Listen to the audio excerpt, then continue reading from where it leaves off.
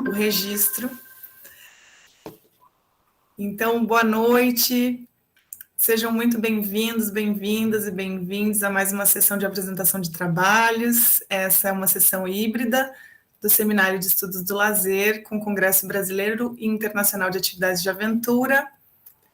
Eu sou a professora Marília, da Universidade Federal do Rio Grande do Sul, e mais cedo mediei uma outra sessão, acabei não me apresentando e também não tendo tempo de agradecer aos organizadores, mais uma vez, pela confiança no meu trabalho e pelo convite de poder estar aqui aprendendo com vocês. Então, sem mais delongas, eu vou passar a palavra à primeira apresentação que está prevista para essa noite, a Fernanda, com Lazer, Mulheres e Trabalho, breve análise das publicações brasileiras no cenário pandêmico. Fernanda, eu vou cronometrar para você. Se você quiser, eu posso te avisar quando estiver faltando 2 minutos, tá bem?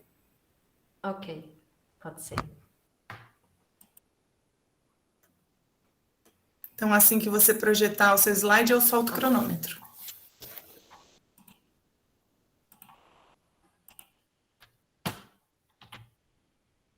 Apareceu certinho?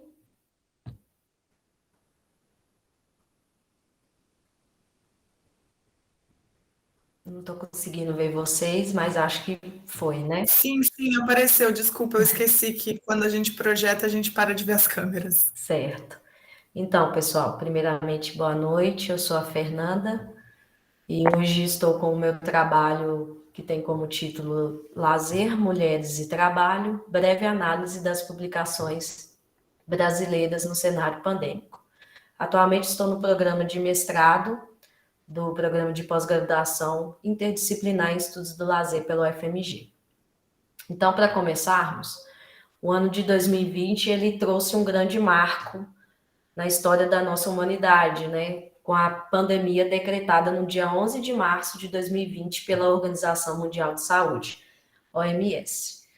A pandemia, então, ela foi se estabelecendo ao redor de todo mundo e com ela trouxe um grande cenário de incertezas e mudanças abruptas no cotidiano das pessoas, afetando as esferas profissionais, familiares, sociais, financeiras, religiosas e também o tempo, espaço e vivência do lazer. E assim, então, o lazer, né, que é um dos meus temas, ele vai se configurar como uma importante ferramenta de análise social de todos os atravessamentos que a pandemia trouxe em questão aos diversos espaços que são destinados ao lazer e tiveram que ficar fechados devido, né, à restrição de circulação de pessoas. E aí, dessa forma, o lazer se torna uma excelente ferramenta de análise social a partir dos diferentes grupos sociais e suas particularidades. Então, de modo geral, a produção científica sobre a pandemia Covid-19 e os marcadores sociais de diferença sinalizou que, em dado momento, pouco se discutiu quanto ao impacto de gênero frente ao surto da Covid-19, na qual observamos uma posição de neutralidade das políticas públicas, como se homens e mulheres fossem infectados e afetados igualmente. Então, dessa forma, fica bem evidente a necessidade de compreender os processos de atravessamento que a pandemia trouxe, mas a partir de um olhar específico para os grupos sociais e suas demandas. Dessa forma, o meu trabalho buscou analisar as produções científicas que abordam a temática do lazer, trabalho e mulheres no cenário pandêmico. E assim, o meu banco de dados foi a partir do Google Acadêmico, da revista Licere, que é a revista do Programa de Pós-Graduação Interdisciplinar em Estudos do Lazer, e a Revista Brasileira de Estudos do Lazer, Rebelo, com o recorte temporal de 2020, que foi quando foi decretada a pandemia, a 2022, né, esse ano. Então, foram encontrados 8 estudos dentre esses critérios, né? estar dentro do Google Acadêmico, ou na LICERE, ou na Revista Brasileira de Estudos do Lazer. Entretanto, é válido destacar que, por exemplo, na Revista Brasileira de Estudos do Lazer, não foi encontrado nenhum estudo utilizando, né, os descritores, lazer, pandemia, mulheres, trabalho. Não foi encontrado nenhum estudo dentro desse recorte temporal, de 2020 a 2022. Já na LICERE, foi encontrado um estudo em 2020 e um em 2021. O restante, todos foram a partir do Google Acadêmico. E o que ficou em evidência são recortes bem específicos, como, por exemplo, a questão de exercício físico. Aí, analisando somente a questão do exercício físico em mulheres. E também abordagens multifatoriais, tentando compreender as relações sociais, vivências cotidianas dessas mulheres. A partir também de uma visão que tangencia, por exemplo, a interseccionalidade, como, por exemplo, o estudo Direitos Humanos em Tempos de Pandemia, Mulheres Negras e a Desvalorização Social por Gênero e Raça. Então, de certo modo, podemos dizer, então, que os estudos, em sua maioria, procuram ter uma abordagem multifatorial a partir de um determinado problema. Há também estudos que apresentam aspectos culturais relacionados aos papéis sociais que culturalmente são associados às mulheres, como, por exemplo, a própria questão da dupla jornada de trabalho, o fato de ser mãe, a maternidade, e, como eu disse, estudos que tangenciaram a interseccionalidade, ao tratar em especial da realidade das mulheres negras, dando luz mais marcadamente a aspectos relacionados ao gênero e raça e etnia. E como eu ressaltei anteriormente, na revista LICERE tivemos 2 estudos encontrados e na Revista Brasileira de Estudos de Lazer, nenhum estudo encontrado. De forma geral, os estudos procuravam identificar as mulheres a partir de determinados grupos, como, por exemplo, o fato de ser professora, mãe, mulher, professora, mulher, e até a questão da própria divisão do trabalho do lar entre homens e mulheres. Então, são estudos que tangenciaram diversas problemáticas em relação às mulheres e às particularidades. Assim, então, o desenvolvimento desse estudo permitiu a visibilidade da produção acadêmica acerca do lazer neste período de pandemia, tendo em vista, igual eu disse anteriormente, que o lazer, ele torna-se uma importante ferramenta de análise social, a partir da sua configuração enquanto um direito social, e que nessa pandemia, inclusive, o pensamento das pessoas, a compreensão sobre o que é o lazer pode ter sido alterado, devido a essas diversas mudanças que foram ocorrendo na configuração do cotidiano dessas pessoas, seja em relação a um lazer voltado a um espaço público ou o lazer privado, em clubes, por exemplo, que também sofreram alterações devido à pandemia.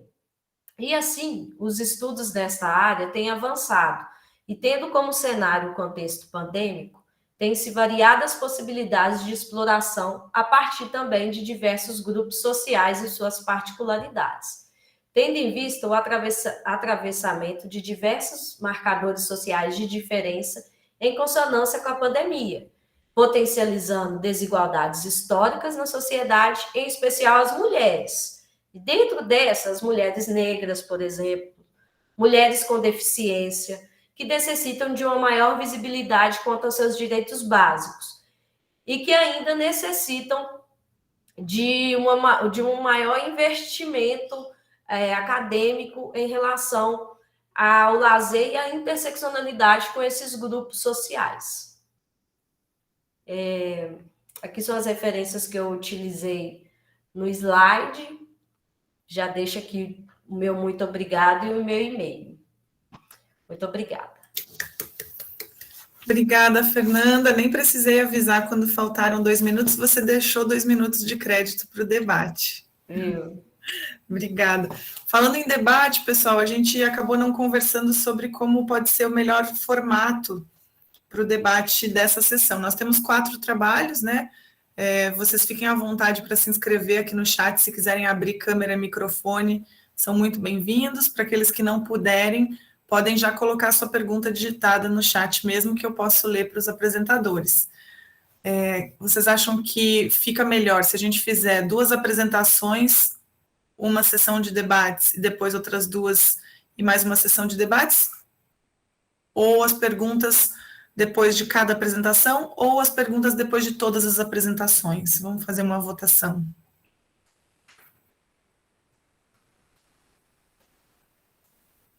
Alguém tem alguma preferência? Oba, a Gisele já tem uma pergunta para a Fernanda. O Alan sugere 2 e 2. Nós temos 2, a Micaela, todas as apresentações e depois o debate. O Peterson, 2 apresentações e perguntas. Sim, Ed, é verdade. O Ed disse que sugere depois os debates, depois de todas as apresentações, como a Micaela, por causa dos temas que se aproximam, mas que estavam afastados na organização da sessão, né? O primeiro e o último, por exemplo, e os 2 intermediários também são um pouco mais próximos.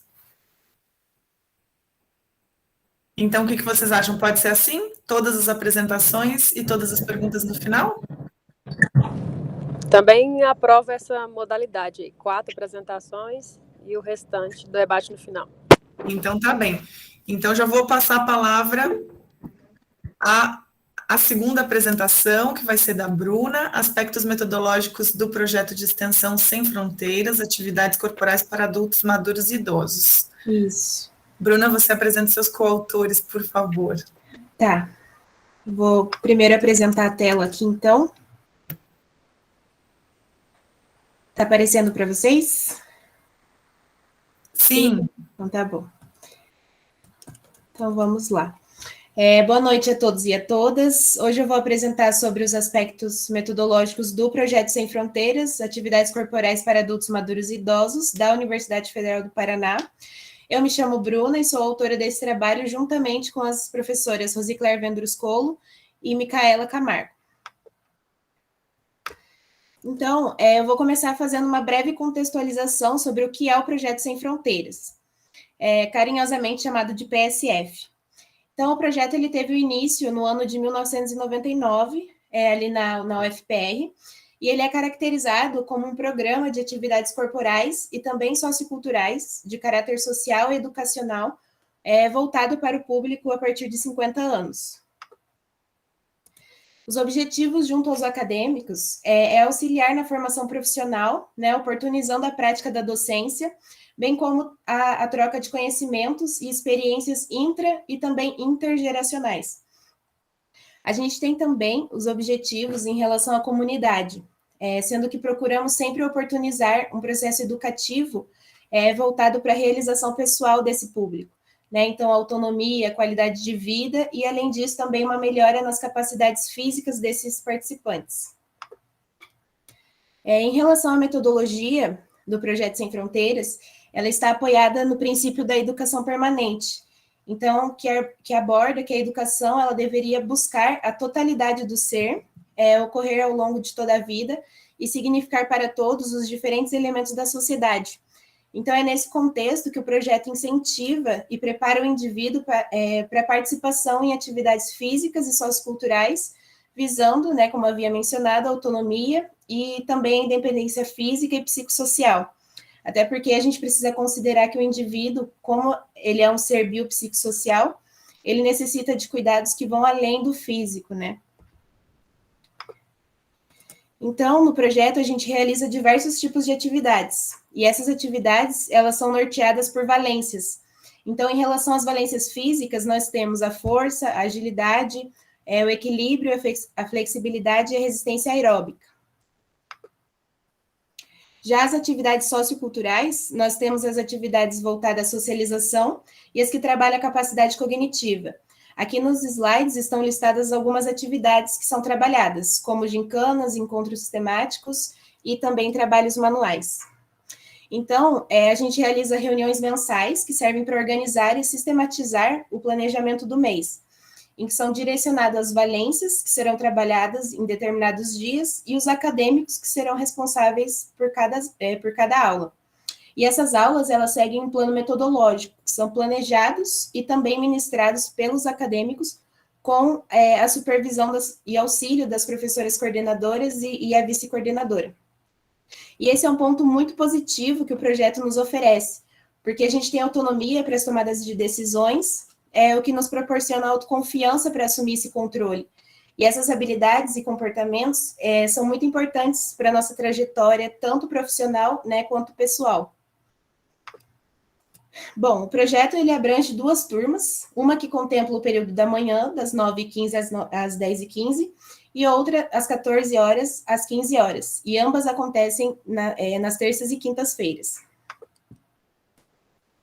Em relação aos resultados esperados aos idosos, nós sempre visamos o bem-estar e a manutenção das capacidades físicas, mentais e socioculturais, e também essa troca de conhecimentos e experiências intra- e intergeracionais, sendo esse um ponto que eles super valorizam, né? Então, estar em contato com um grupo que eles se sentem pertencidos é fundamental.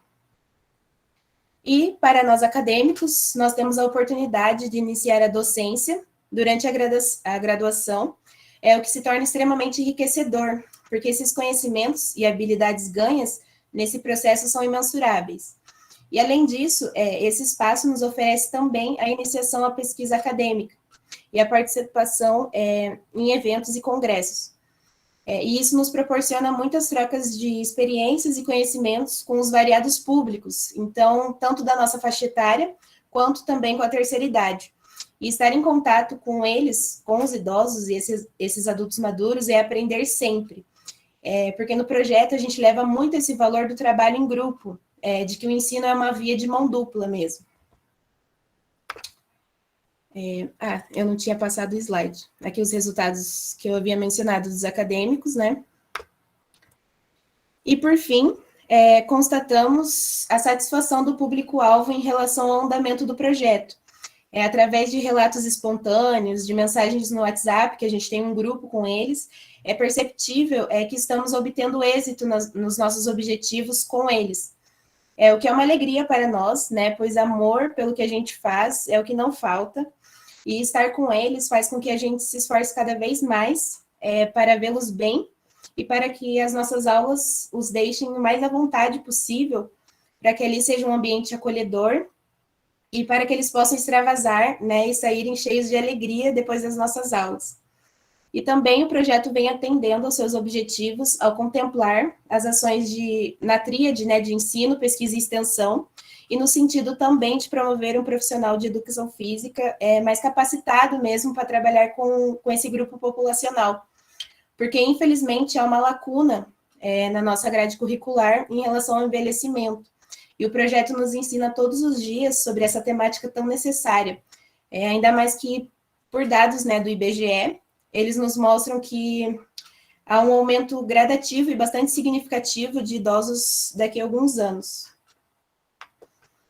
Aqui as referências utilizadas, e muito obrigada pela atenção de todos e de todas.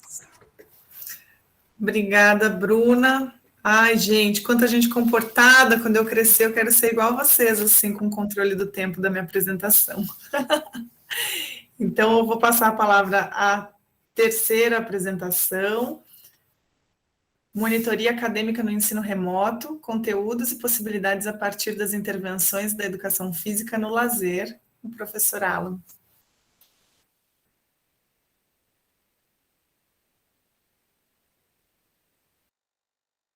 Pessoal, só uma coisinha enquanto o Alan não começa a rodar a apresentação dele.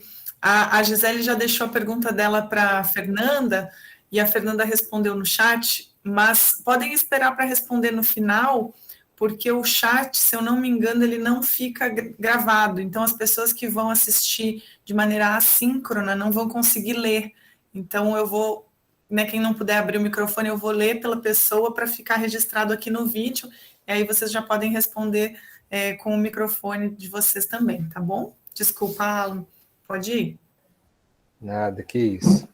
Bom, boa noite a todo mundo, né? Boa noite a todos que estão presentes. Eu queria fazer aqui uma referência especial à Gisele. Faz tempo que eu encontrei com ela. A Gisele foi minha banca de mestrado, então, grande prazer estar com você aqui de novo, Gisele. E esse trabalho o título, né? Monitoria Acadêmica no Ensino Remoto, conteúdos e possibilidades a partir das intervenções de educação física no lazer. Ele traz a primeira vez que a gente colocou a monitoria acadêmica na disciplina. A disciplina chama Intervenções da Educação Física no Lazer, aqui na Universidade de Pernambuco, na Escola Superior de Educação Física, e o curso de bacharelado, né? E esse trabalho, eu puxei 4 alunos para nos ajudar, para montar e a gente fazer, e é fruto exatamente desse relato deles, né, do relatório deles, e do projeto que a gente montou para participar. Aqui nós temos o Cauê, quiser dar um oizinho, tá aí, a Vanessa também, Olá, pessoal, que são os boa noite. monitores, e Vanessa também, e também teve a Giovanna e o Ícaro, que não puderam estar presentes. Bom, para começar, o contexto que a gente traz o projeto é o contexto pandêmico, né, que os colegas já colocaram. Então, a gente precisava criar essa nova maneira de dar aula na universidade. Eu cheguei recentemente aqui na UPE, em Recife, e a minha visita à universidade foi somente para assinar a posse, porque depois eu fiquei no período remoto, durante 3 semestres, né? E só agora que a gente voltou ao presencial. Então, possibilitar esse diálogo da educação física, lazer e plataformas digitais, que é um campo que eu já venho estudando há algum tempo, né? E o curso, ele tem uma percepção que eu tive do curso, é que ele tem um viés muito voltado para 3 campos principais. A parte da licenciatura, com um grupo muito, muito bem estruturado, histórico aqui, da educação física escolar, e 2 grupos muito fortes na área da saúde e do esporte. E o lazer a área do lazer nunca foi tão prestigiada aqui, por questões de interesse de cada pesquisador mesmo, né? E a minha entrada foi junto com mais 3 professores, então isso mostra a percepção do grupo e o interesse em equilibrar esses temas e assuntos na formação aqui dentro da ESEF, né? E a ideia do projeto também foi ampliar esse acervo epistemológico, partindo aí para os conteúdos relativos às plataformas digitais, buscar outras possibilidades de vivência prática que não se limitassem ao presencial e, no caso da monitoria, estimular esse processo autoformativo, né? E nos objetivos desse trabalho, eu fiz uma divisão aqui, né? Nós conversamos, porque uma coisa é o objetivo do trabalho em si, e no caso aqui é descrever esse projeto de monitoria na disciplina que ocorreu nos períodos letivos de 2021.1 e 2021.2. O interessante é que isso foi o ano que aconteceu, porque nós estamos em defasagem ainda por conta do fatídico ano 2020, nós vamos entrar em 2022 agora só, então o ano aqui, acho que a gente só vai conseguir arrumar isso em 2023.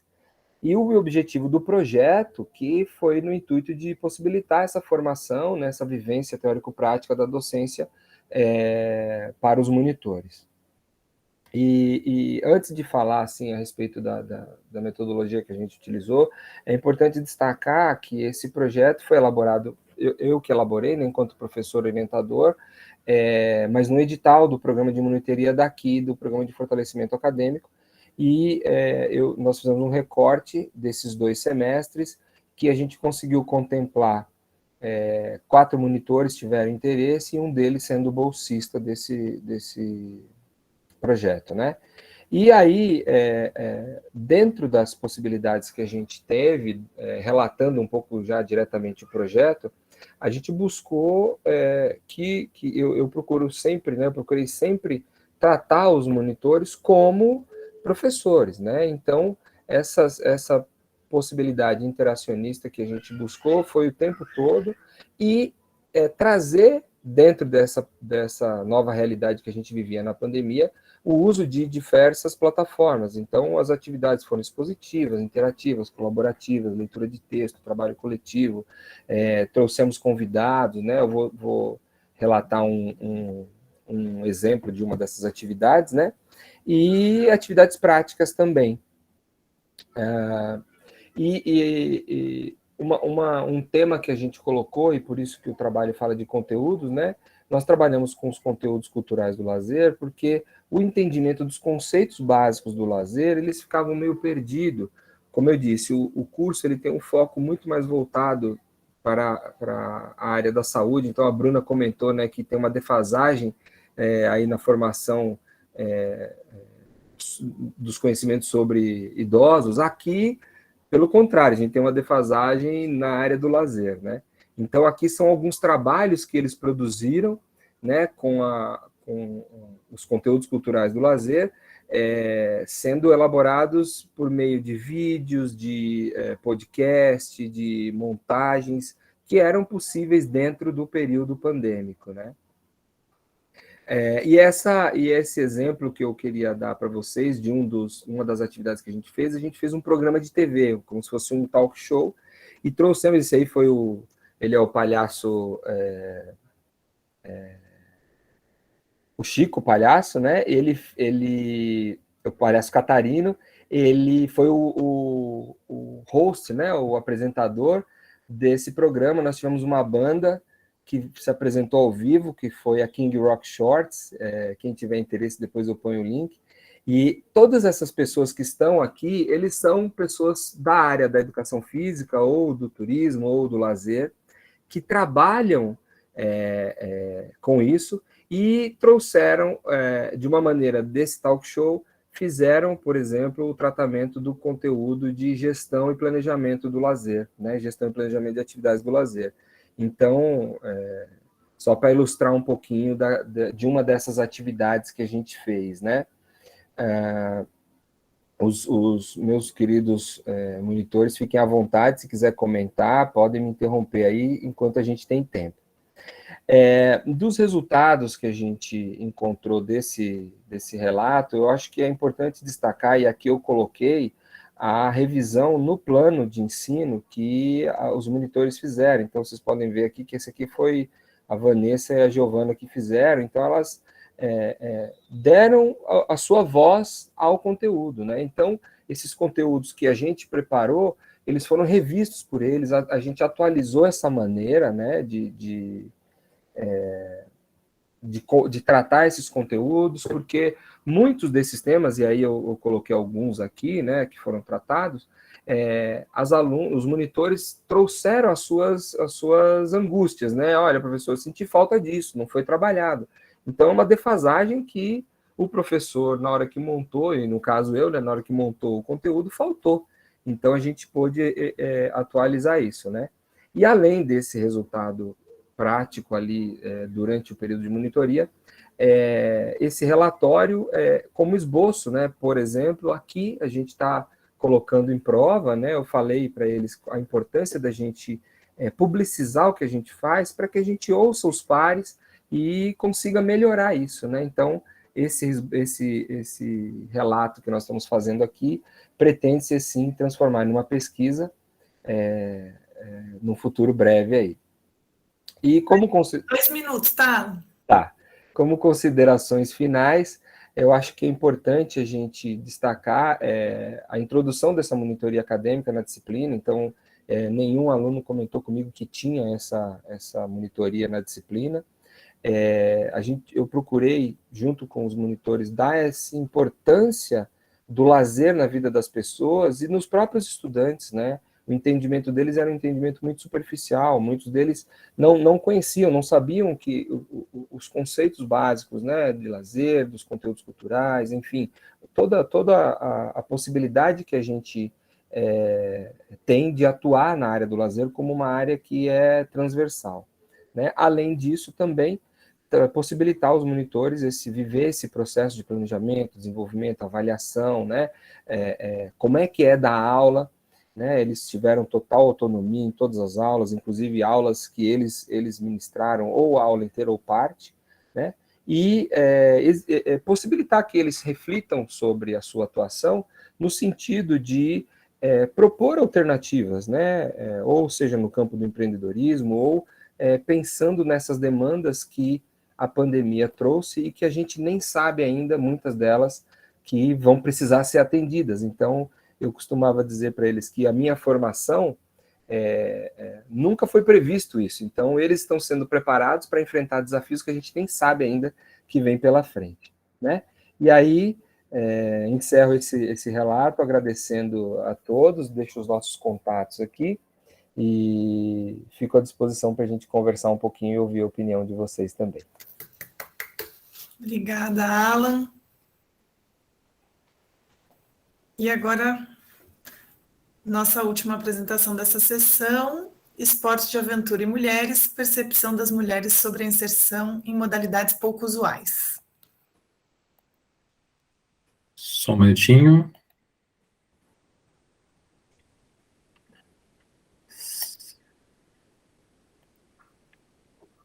Se puderem me dar um retorno aí, se está aparecendo já?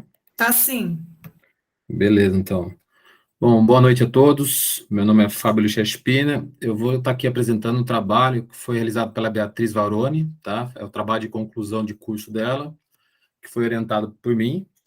E, assim, é interessante, eu gostaria de colocar uma questão antes aqui, que é algo novo para mim, como orientador, especialmente porque eu venho de uma formação de graduação, mestrado, doutorado, trabalhando com outra linha de pesquisa. Sempre estudei mulheres, mas especialmente mulheres idosas na área de treinamento. Porém, eu, desde a minha época de graduação, sou praticante de esporte de aventura, especialmente de corrida de aventura. Em um determinado momento, em uma palestra na Universidade Estadual de Londrina, falei sobre a prática do esporte de aventura e a Beatriz se mostrou interessada em fazer um trabalho nessa temática, porque ela tinha interesse em fazer alguns esportes de aventura, mas ela sentia dificuldade de estar participando. E isso me levantou uma questão, porque além de ser um praticante de corrida de aventura, também eu faço a organização de algumas etapas do Circuito Paranaense de Corrida de Aventura.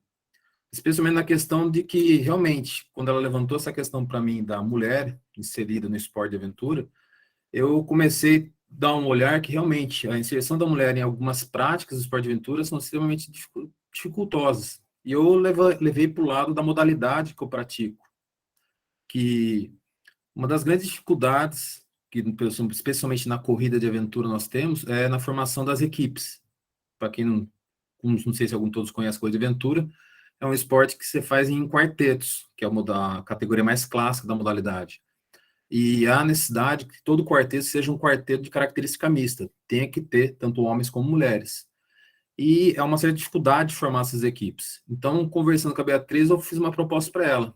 Por que nós não vamos tentar conversar com as mulheres que já participam desse ambiente dos esportes de aventura, para tentar entender como é que elas se inseriram na modalidade, como é que elas se acham ou se observam na modalidade, e se realmente ocorre uma certa dificuldade ou um certo preconceito de elas estarem participando dessas modalidades chamadas esportes de aventura.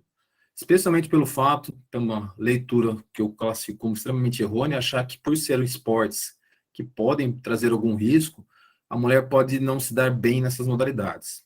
Dessa forma, então, o objetivo que foi do trabalho da Beatriz foi observar qual é a percepção da mulher, que já é participante nos esportes de aventura, que elas percebem da vivência desse ambiente, se é um ambiente promissor para a própria mulher estar praticando, tá?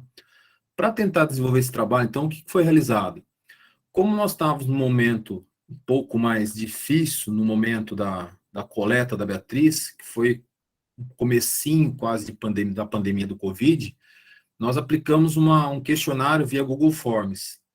Por eu já ter contato com a própria prática da corrida de aventura e ter contato com algumas federações, o que nós fizemos?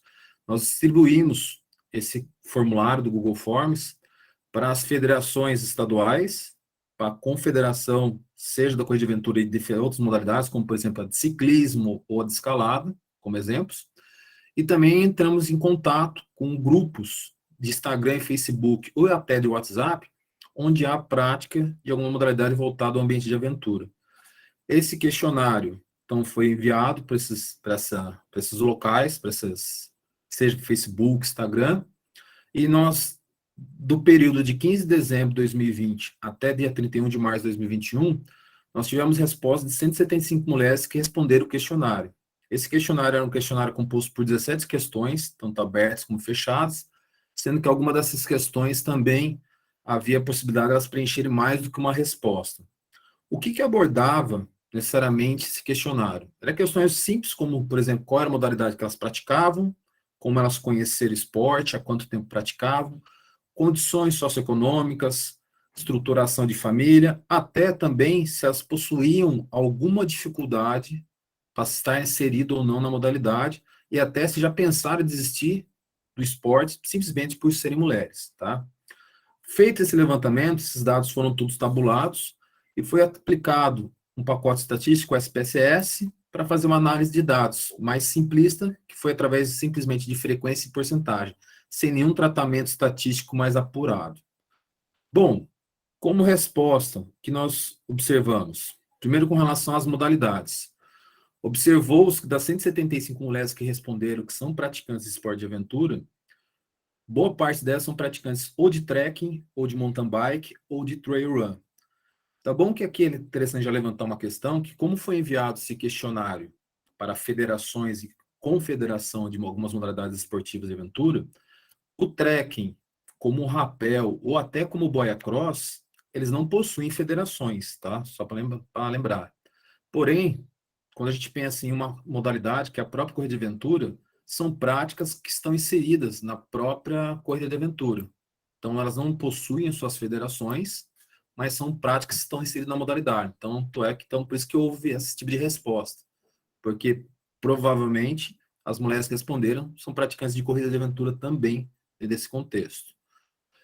Quando foi questionado a questão sobre como é que eram as características dessas mulheres, então, na sua grande totalidade, uma parcela delas eram solteiras, não possuíam filhos, moravam com mais uma pessoa e possuíam ensino superior completo, além de ter uma renda superior a 3 salários mínimos, tá?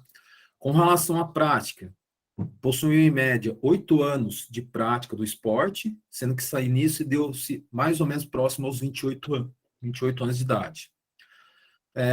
Quem que foi o responsável por inseri-las nesses esportes? Especialmente a convite de amigos, tá? E mais de 2/3 delas responderam que elas se inseriram nesse esporte como uma forma recreacional, que é um ponto interessante de se observar, que se nós pensarmos no esporte de aventura, não há um esporte profissional, é um esporte extremamente amador. Então, começou-se com uma prática recreacional e começaram a participar de alguns eventos competitivos, tá? E um dos fatores que foi interessante, que foi apresentado por uma parte das mulheres, que há uma certa dificuldade em conseguir conciliar a prática desse esporte de aventura e a relação entre treinos e o cuidado de família para as que são casadas e têm filhos. Um outro ponto também interessante que foi observado é a relação proporcional entre homens e mulheres, onde elas levantaram que há mais homens realmente do que mulheres nesse ambiente. Porém, um ponto interessante, das mulheres que já praticam esporte de aventura. Elas levantaram que elas não sentem preconceito, pelo menos 70% delas levantaram que elas não sentem preconceito estar fazendo esporte de aventura. E quando elas sentiram que estavam tendo preconceito, o preconceito não vinha de quem era praticante da modalidade, e sim, especialmente de pessoas que são de fora desse ambiente desportivo. Então, pelo jeito, quem realmente que gera o preconceito da modalidade é quem está de fora, não quem está dentro dela.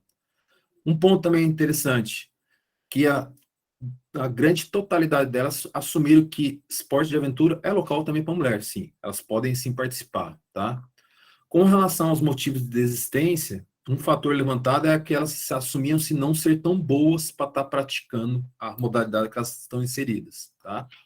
E com relação ao que poderia ser uma estratégia interessante para mais mulheres virem praticar o esporte de aventura, elas apontaram especialmente uma maior ou melhor divulgação desses esportes, especialmente apresentando quais são seus riscos para a sua prática e que pode acontecer ou não nela estar inserida.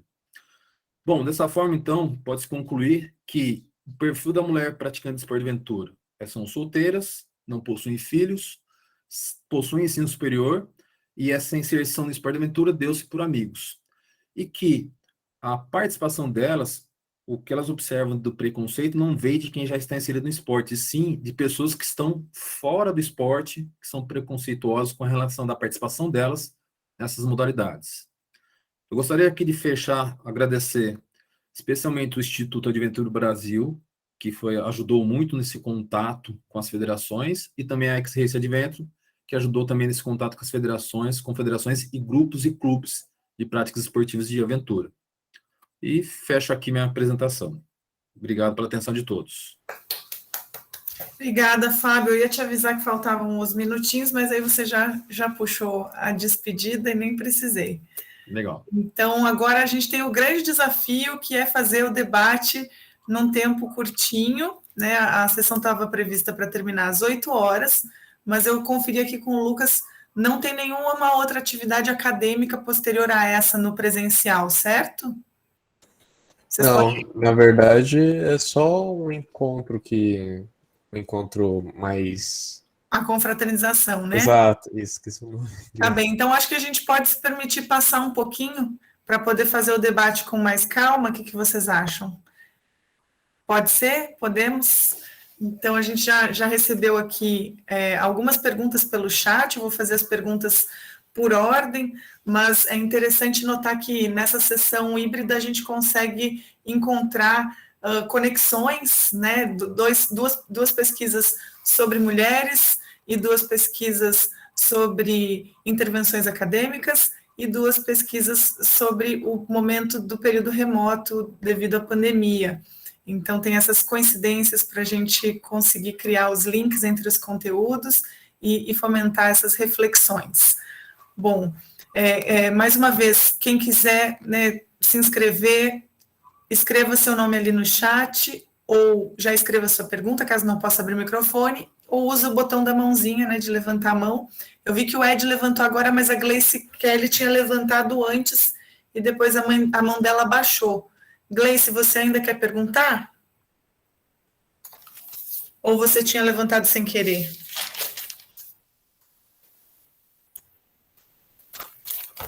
Não sei se ela está com algum problema de conexão, depois eu volto a perguntar.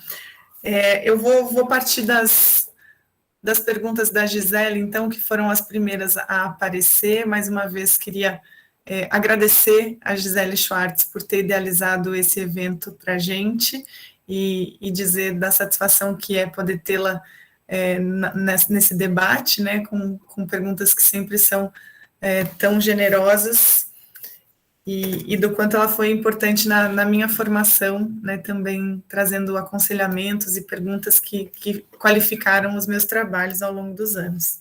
Então, a Gisele Schwartz pergunta para a Fernanda: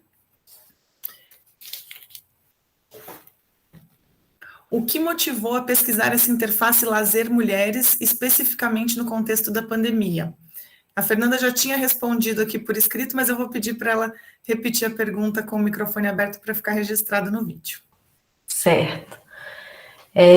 Como eu respondi anteriormente, a motivação para estudar, né, em relação a essa interface de lazer mulheres na pandemia tem um pouco a ver com o meu tema da minha pesquisa do mestrado, na qual eu estou analisando o lazer mediante a perspectiva de gênero de professores e professoras de educação física durante a pandemia, nas suas experiências de lazer.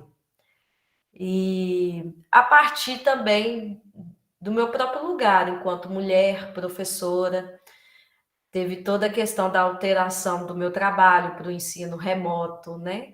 Uma loucura que foi acontecendo dia após dia, e percebendo a minha própria ausência, na verdade, do tempo para o lazer, com a rotina da escola, que eu sou professora da rede pública estadual aqui de Minas Gerais, e toda a minha rotina foi alterada, a partir também, a parte do mestrado também, tendo aula online, e percebendo essas nuances que poderiam ocorrer com outros grupos de mulheres. Confesso que eu esperava até encontrar mais trabalhos que, né, trabalhassem numa perspectiva interseccional, com mulheres, igual teve um de mulheres negras, mas também mulheres com deficiência e outros grupos, né? Então, veio muito disso, dessa inquietação frente à própria realidade que eu fui encarando. Fernanda, eu vou aproveitar e fazer a minha pergunta, tá? Já para você, vou fazendo na ordem das apresentações. No Google Acadêmico, você chegou a analisar as revistas que apareceram, de quais áreas elas eram? Porque eu tive notícia de alguns estudos sendo conduzidos durante o momento pandêmico, né, que ainda não acabou, mas do isolamento mais intenso, e muitas delas me pareceram mais das ciências sociais. Né? Isto mesmo. É quase um diálogo constante, né, com as ciências sociais e humanas. Aí é o que eu pude perceber, que são às vezes revistas até que não são tão conhecidas, que tinham esses estudos, e nas revistas específicas, né, igual na Licere, teve 2 estudos, na Revista Brasileira de Estudos do Lazer não teve nenhum, não encontrei nenhum. Mas, predominante, em revistas que dialogam com as ciências sociais. Acho que também é importante a gente sempre lembrar do tempo que leva para uma pesquisa ser feita e uma publicação ser lapidada e também ser revisada por pares, né, e editorada para que ela saia, né? Então, a gente tem aí mais ou menos 2 anos de pandemia mais intensos, que são mais ou menos a média de tempo que leva para um artigo ser publicado. Então, Sim. Talvez daqui a muito pouco tempo a gente comece a encontrar um número maior, né? Tem algumas notícias de pesquisadores mais da área da educação física que divulgaram instrumentos de pesquisa online, assim como o Fábio, né? Esses instrumentos passaram por nós, então provavelmente estamos prestes a receber uma quantidade um pouco maior de publicações nessa temática. Sim, o próprio fluxo, né, das revistas vão influenciando nisso, né? Sim, sim. Agora, a pergunta da Gisele para a Bruna, e tinha a inscrição, ou a mãozinha levantada da Gleice Kelly, não sei se ela está me ouvindo agora, se ela gostaria de fazer pergunta também, mas eu vou lendo a da Gisele enquanto isso. Bruna, como ocorrem a divulgação e a captação dos idosos no PSF? Primeiramente, obrigada pela pergunta. Bom, a divulgação ela ocorre através dos convites mesmo dos próprios idosos, né, que já fazem parte do projeto. Então, eles mesmos fazem a propaganda para as pessoas do seu meio, e nós acadêmicos também divulgamos para quem a gente conhece, né? E além disso, hoje em dia, nós temos também as páginas nas redes sociais, então, como o Instagram e o Facebook, para essa divulgação. E como a gente sabe, né, que muitos idosos não mexem nas redes sociais, o nosso objetivo é alcançar pessoas próximas mesmo desses idosos que vejam e tragam eles para o projeto. Mas essa divulgação deles próprios, né, dos próprios participantes para as pessoas de fora é o que mais tem efetividade. Certo. E não sei se a Rosicler quer complementar essa resposta. Sim, sim. Na verdade, o projeto tem 22 anos, né? Ele é de 99. Então, há muito tempo nós não divulgamos mais o projeto, tá? E, na verdade, teve períodos até que tinham listas de espera enormes. Claro que no princípio, sim. A gente teve várias estratégias para divulgar o projeto, inclusive fazer pequenos cartazes e levar em igrejas, e pelo rádio, na TV, na página da universidade, mas hoje em dia a gente não divulga mais o projeto. tá? É o boca a boca, é entre eles. De vez em quando, um aparece com um colega, com um vizinho, com uma amiga, com um conhecido. Mas é claro que afetou bastante esse período da pandemia. Muitos, né, deixaram de comparecer agora no retorno né, do presencial. Então, a gente está com um grupo menor, então a gente vai ter que pensar em alguma estratégia. Mas, de qualquer forma, sempre aparece alguém, né, que traz um conhecido, um amigo, um vizinho. Então, é bem bacana. E eles se preocupam bastante. Está com pouca gente no projeto, vamos divulgar, vamos criar uma estratégia. Então, assim, eles é o boca a boca, sabe? A gente não se preocupa mais há muitos anos com isso. Só para complementar. Obrigada, Legal. Eu tinha 2 curiosidades. A primeira sobre o porquê do nome Sem Fronteiras, né? E a segunda, acho que esse tempo todo de existência do projeto pode ser ainda mais rico para trazer elementos para o nosso debate, que é uma provocação que eu venho fazendo há alguns anos, que é que os relatos de experiência tragam também as dificuldades, os obstáculos e aquilo que dá errado, que nos surpreende negativamente, que nos constrange, que nos deixa sem saber como atuar, né? A gente sabe da importância e de toda a colaboração dos projetos em relação a tantos benefícios para os seus usuários, mas como professores também é importante a gente saber aquilo que nos deixa, às vezes, né, sem saber como agir, né, para que a gente aprenda juntos também a conseguir reagir nessas situações imprevistas, né, e que podem nos pegar de surpresa. Uhum. Em relação ao nome, primeiro. Na verdade, esse projeto ele foi criado em 1999 e não foi por mim, foi por uma outra professora. E eu assumi ele só em 2000. Então, o nome ficou. Na verdade, nós tentamos várias vezes mudar esse nome, tá? O Sem Fronteiras, nós tentamos várias vezes, mas pegou, os idosos, né, assumiram, vestiram a camiseta, então foi difícil trocar esse nome, tá? Porque, na verdade, assim, fronteiras existem, né? Em qualquer idade, em qualquer grupo, e, né, sejam elas físicas, psicológicas e sociais, tá? Mas, enfim, né, a professora que criou, e aí o grupo já estava constituído e a gente não conseguiu, tá? A gente só emendou lá os 2 pontos, tá? Na sequência, o que a gente colocou na sequência. Tá? Para identificar, né? Porque era só Sem Fronteiras, tá? Então, ficou esse nome. Tá? E as dificuldades, claro, sempre tem, são muitas, tá?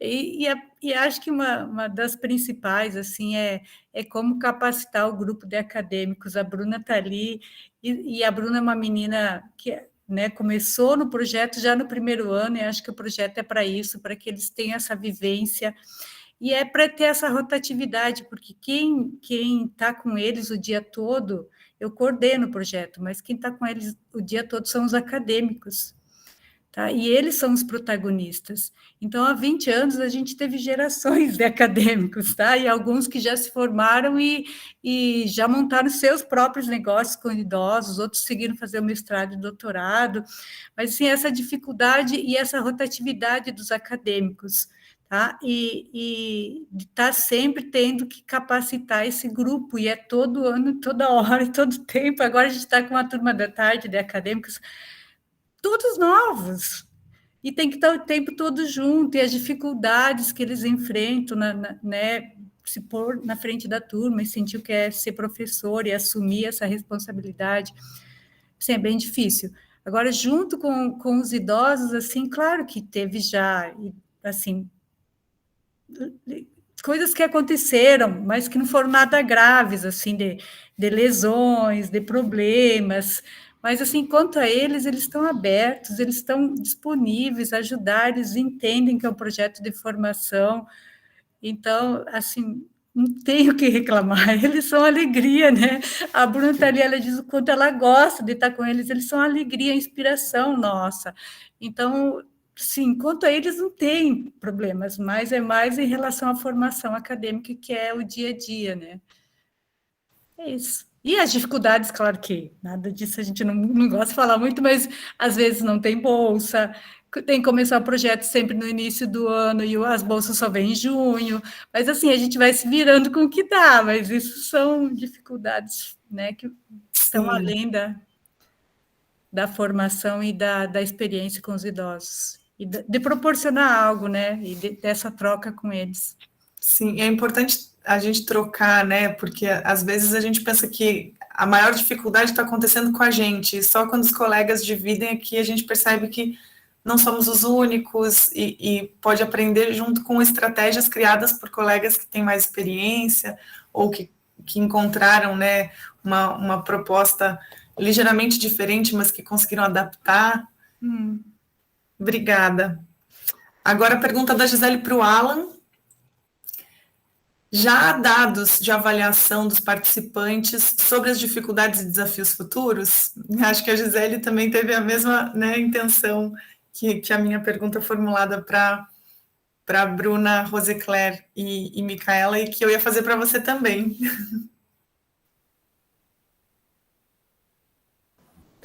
Pois é, Gisele e Marília, a gente fez, eu usei uma estratégia de, na avaliação, a gente optou por fazer 2 avaliações, né, uma com trabalhos e a segunda uma prova mesmo, escrita, né, e eu peguei a segunda parte da prova e eu fiz uma avaliação do curso.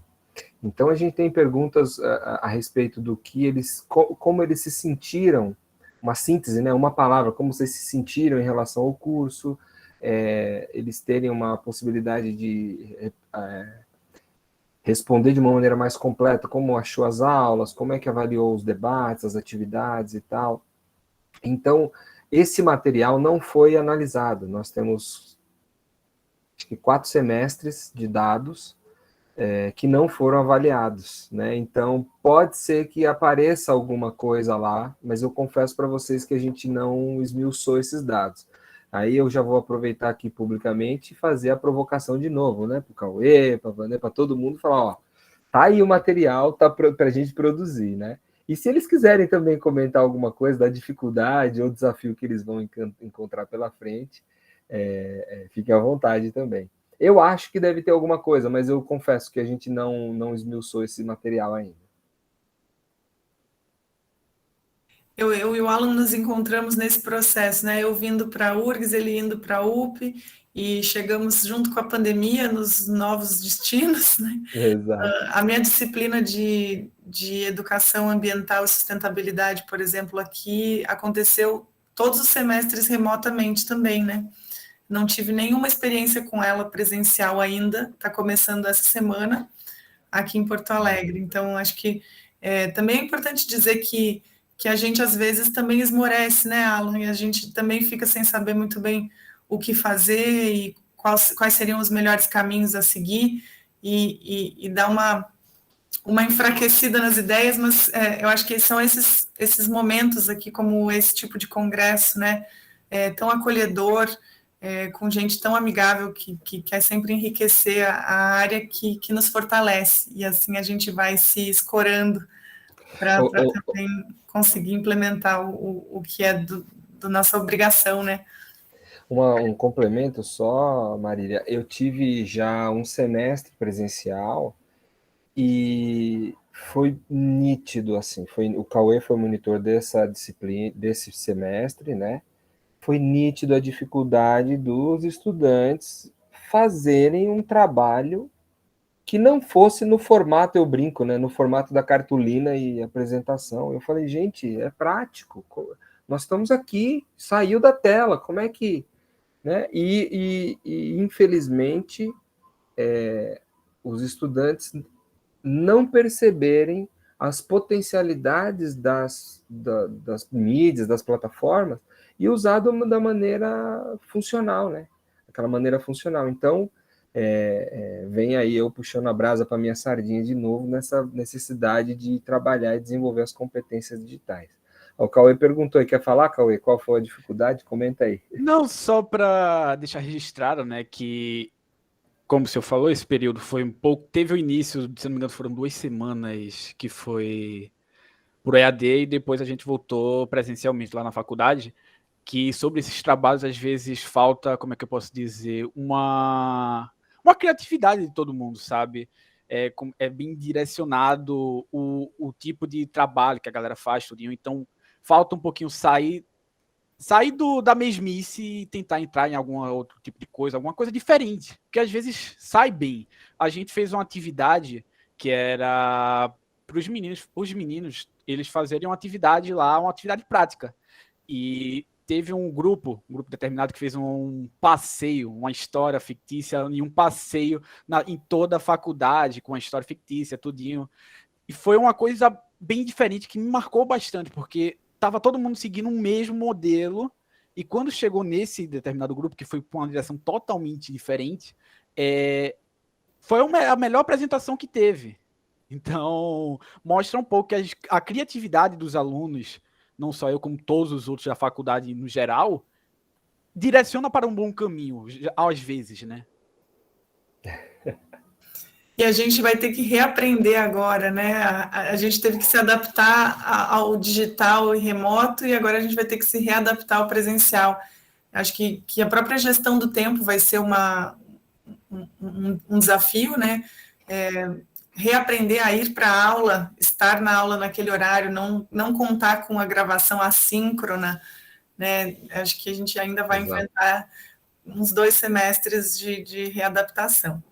Bom, vou passar para a próxima pergunta, que é da Gisele para o Fábio, mas o Ed tinha levantado a mão antes, então vou passar a palavra ao Ed e depois faço essa pergunta do chat. Se mais alguém quiser se inscrever e falar, acho que agora temos que abrir a última rodada, né, porque já ultrapassamos quase 10 minutinhos do previsto para finalizar. Ed. Gente, para facilitar, eu vou colocar aqui também no chat, acabei de colocar, mas vou só explicar. Primeiro, parabenizar vocês, né, porque eu fiquei surpreso, todo mundo respeitando o tempo, eu preciso aprender muito sobre isso. E aí, assim, a respeito do primeiro trabalho, eu queria saber, assim, a maior dificuldade, assim, o que foi mais crítico nessa questão da relação lazer e mulher, né, para pesquisa. No segundo trabalho, saber se, pelo que eu percebi, a professora falou que o projeto já existia 1 ano antes dela entrar. E eu queria saber, assim, se para desenvolver as atividades, se os usuários são consultados, ou se há um diálogo, porque eu vejo muito, pelo menos aqui, é uma realidade nossa, da gente levar a atividade para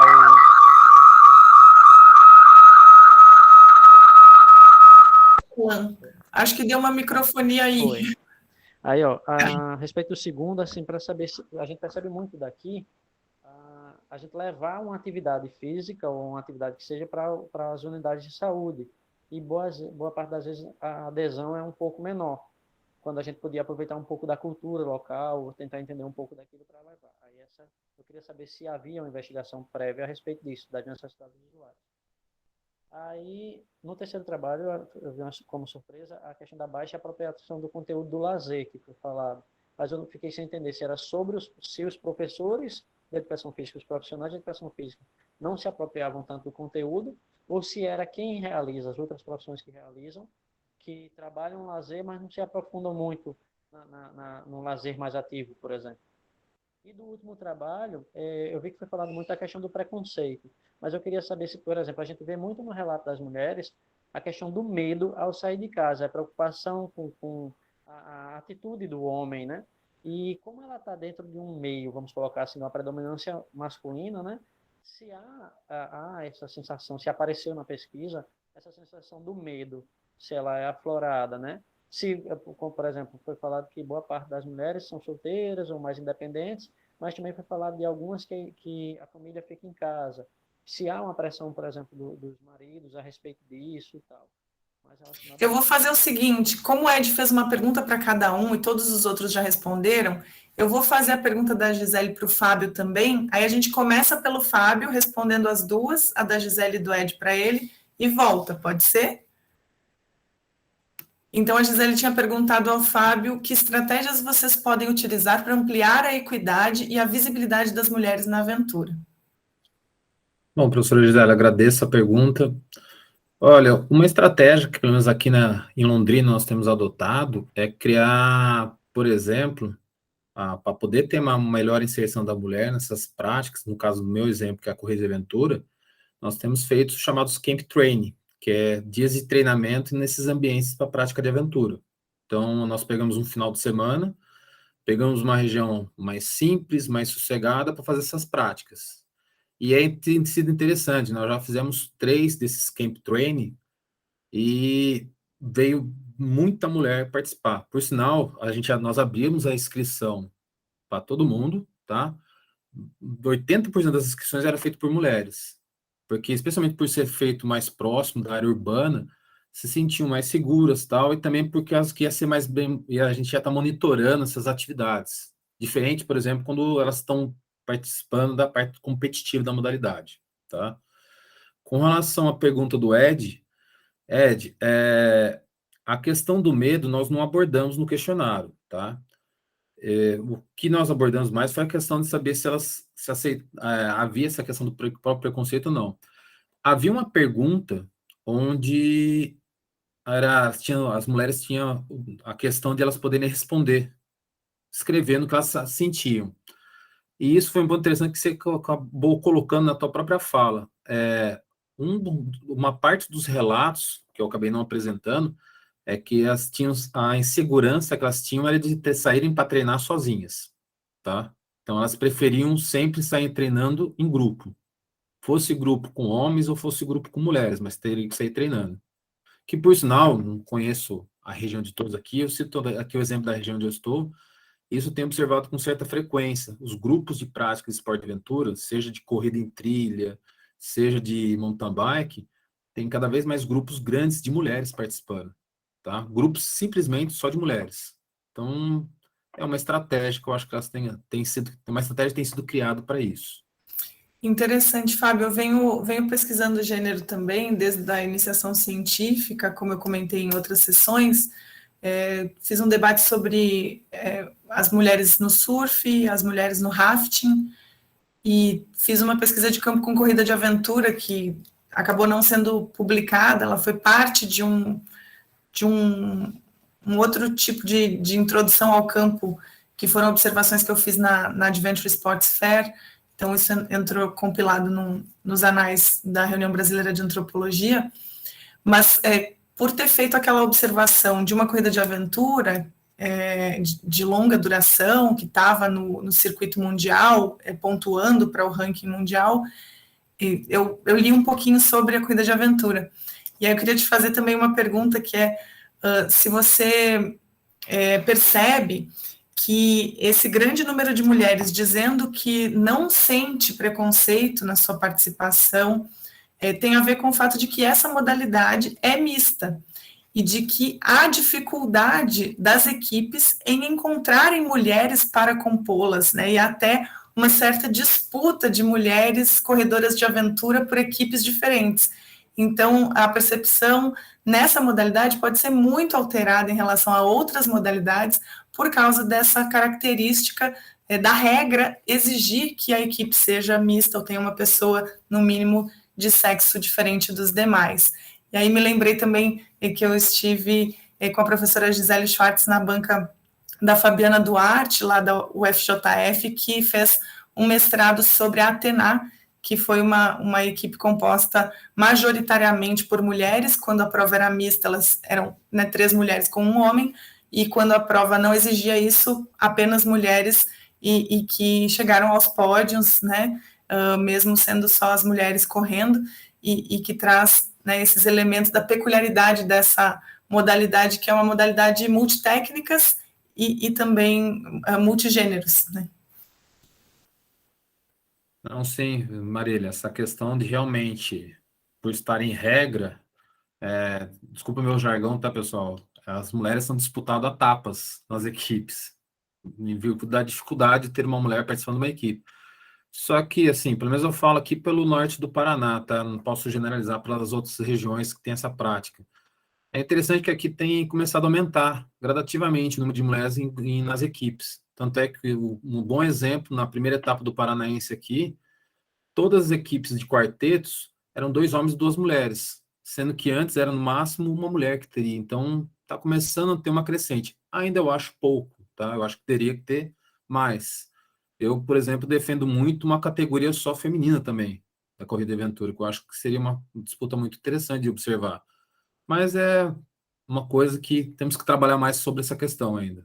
É um espaço que precisa ser bem criado, não está muito bem Sim, desenvolvido. mas eu acho que essa tua observação, né, como organizador, de que já há 2 mulheres e 2 homens nas equipes, já é uma atualização dos dados, né, já nos mostra que a participação pode ser que esteja aumentando e que algumas dessas barreiras e desigualdades estão sendo superadas aos poucos. Como a gente também vê em outras modalidades em que o preconceito é mais forte, mas elas continuam ali resistindo, né, e conseguindo criar espaços para mais mulheres interessadas para que sofram menos na sua adesão. Eu vou voltar a palavra. Só uma questão, essa equipe Atena que você levantou, ela está de parabéns, porque ela levantou uma questão muito interessante para a Coisa de Aventura, que foi a primeira vez que uma equipe foi totalmente composta somente por mulheres. Então, elas levantaram uma bandeira muito legal para a própria modalidade. Sim, e a Fabiana também apresentou no Congresso Brasileiro e Internacional de Atividades de Aventura de 2018 um trabalho que eu coautoriei sobre maternidade na corrida de aventura e o caso de uma mulher atleta que correu ainda amamentando e que traz uma experiência bastante diferente do que o senso comum poderia esperar, né, que é o fato de que isso foi um motivador para que ela corresse cada vez mais rápido, para que ela pudesse amamentar nos pontos de apoio, né, e foi um fator que fez com que ela conseguisse fruir a prova de maneira positiva, né, mas a gente sabe que essa é uma possibilidade de vivência e interpretação, e que, infelizmente, na maioria das vezes, as mulheres precisam abrir mão das suas carreiras esportivas ou da sua prática de lazer, né, como a Fernanda pôde constatar também, para assumir a maior parte dos cuidados dos filhos e das casas, né, nas relações matrimoniais. Então, Fernanda, eu vou devolver para você a palavra para que você responda a pergunta do Ed, e aí a gente vai fazendo de novo a rodada Fernanda, Bruna e Alan. Obrigada, Fábio. Então, Ed, obrigada pela pergunta. O que eu considero mais crítico, né, no que tange a relação lazer-mulher? Essa vai ser uma relação muito atravessada por diversos elementos culturais, sociais, familiares, religiosos, financeiros, né? Então, até um pouco complicado isso, porque, na verdade, vendo a minha própria experiência enquanto mulher e o lazer, acredito que um ponto crítico essencial seria a nossa formação para o lazer. E em que sentido isso?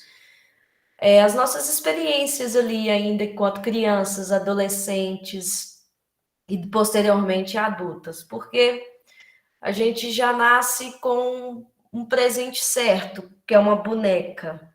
E você, o tempo todo, pelo menos na minha criação, foi muito marcado isso. O meu tipo de lazer tinha que ser um lazer doméstico, com as bonecas. E na minha casa somos em 4 irmãs, só mulheres.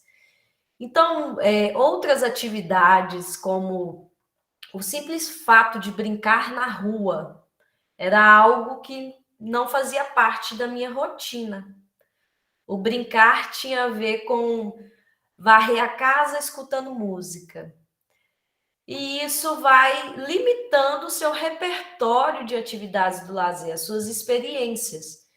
E aí, quando você, já no mundo adulto, com independência financeira, possibilidades de escolha, às vezes você olha e não sabe nem o que fazer com o seu tempo, com a possibilidade de escolha financeiramente falando.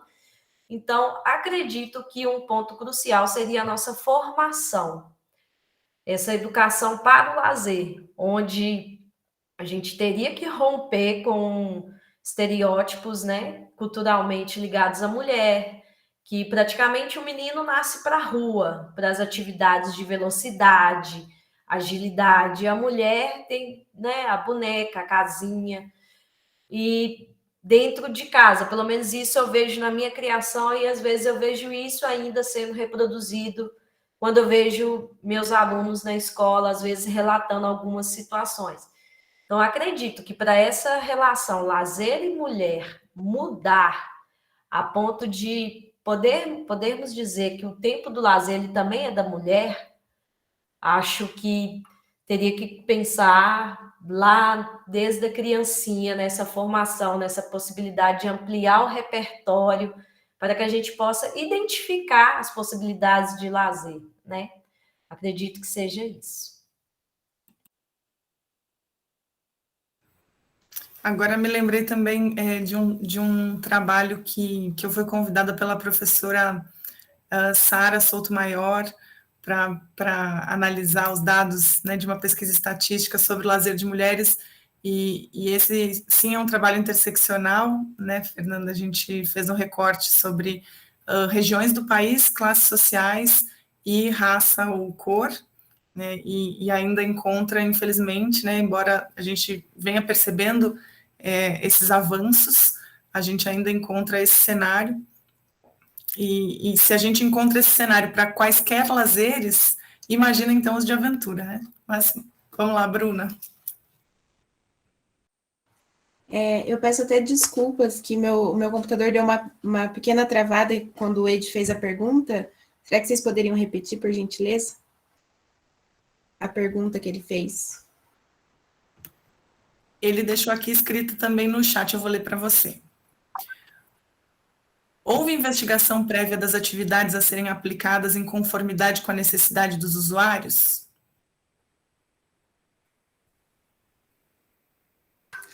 Certo. Quer que eu responda, Bruna? Professora? Obrigada. Então, nós acadêmicos, né, quando a gente entra no projeto, nós ficamos algumas semanas observando as aulas para conhecer cada integrante, conhecer suas potencialidades e também suas limitações. E com esse tempo de observação, a gente consegue também perceber as dinâmicas, né, que eles têm mais afinidade e qual eles têm um pouquinho mais de aversão, assim. Então, a gente sempre tenta deixar as aulas mais lúdicas e prazerosas para que eles... e com os cuidados necessários, né, para que eles possam usufruir dessa aula com maior prazer. E é legal também que eles sempre vêm até nós para sugerir atividades, e nós somos super abertos também para ouvi-los, né, e para aderir a essas sugestões. E os feedbacks deles sobre as aulas são extremamente valiosos para a gente, né, para que a gente saiba o que funciona e o que não funciona muito bem. E para que a gente possa fazer adaptações nesse nosso plano de aula, né, que a gente sempre faz e deixa escrito e disponibiliza para todos os acadêmicos do grupo. E a gente sempre costuma dizer para eles também que sem eles o projeto não existiria. Então, muitas das coisas são feitas em conjunto com eles também. Até para que estimule essa autonomia que a gente tanto prioriza, né? Essa tomada de decisões, de iniciativa, que para eles é extremamente importante para a autoestima e para a autoconfiança. Então, a gente procura sempre estimular isso neles. Obrigada, Bruna. Alan, Cauê ou Vanessa, quem quer responder a pergunta sobre a baixa apropriação do conteúdo de lazer, seria pelos professores de educação física, acho que é isso, né, Ed? Ou o lazer de domínio de outras profissões? Eu vou responder aqui, eu não sei se vocês perceberam, mudei o ambiente, porque o dono da casa já assumiu onde eu estava, né? Mas, Ed, assim, é só para lembrar, né? O nosso trabalho foi sob monitoria, então o público da nossa pesquisa, do nosso relato, são os estudantes de graduação. Essa percepção, além de ser empírica, porque foi uma percepção que eu tive ministrando a aula nesses 4 semestres, né? É uma questão que tem muito a ver com o que a Fernanda falou. O curso, por ele ter isso também é uma percepção empírica, tá? Por ele ter uma característica muito mais voltada para os interesses da saúde, né? A educação física como área da saúde, intervenção em doenças crônicas, a questão do lazer, o entendimento do lazer, ele é transversal e algo complementar. Então, eu achei que o lazer era só a gente fazer, sei lá, uma caminhada. Então, quer dizer, o fato de entender o lazer como direito foi novidade para eles. para muitos deles. Quando a gente colocou que o lazer está lá na Constituição, junto com educação, saúde, assistência social, muitos não sabiam, muitos não tinham esse entendimento, né? Então, é nesse sentido de que, por exemplo, entender a interface do lazer, como nós estamos aqui, dentro dos esportes de aventura, dentro dessas atividades de aventura, muitos deles não conseguem perceber essa relação, né? Então, é nesse sentido de que a área do lazer em si, no curso, ela não é que ela é desvalorizada, ela nunca teve um grupo que pudesse desenvolver as atividades como a gente tem em outras áreas, mas isso eu acho que é uma característica natural de qualquer universidade, né? Então, o fato da gente ter entrado agora, junto com outros professores, é um início dessa possibilidade de fortalecimento. Então, a gente está aqui também uma possibilidade de fazer pontes, né, de pegar a experiência de cursos que já têm essa, por exemplo, a Federal do Rio Grande do Sul, onde a Marília está, a Unesp. Então, a gente ter esse exemplo para a gente ir construindo e avançando sempre, né? Obrigada, Alan. Eu vou começar a agradecer e me despedir, mas fazer a leitura do último comentário do Ed, que também foi muito interessante aqui no chat. Ele fala que na pesquisa que ele fez sobre o parkour rural, 3 meninas queriam desistir da atividade porque eram só elas e 12 homens, mas que ele as convenceu de irem porque 5 dos homens eram LGBT. E acho que essa também é mais uma lacuna de pesquisa, né, Ed? A adesão da população LGBT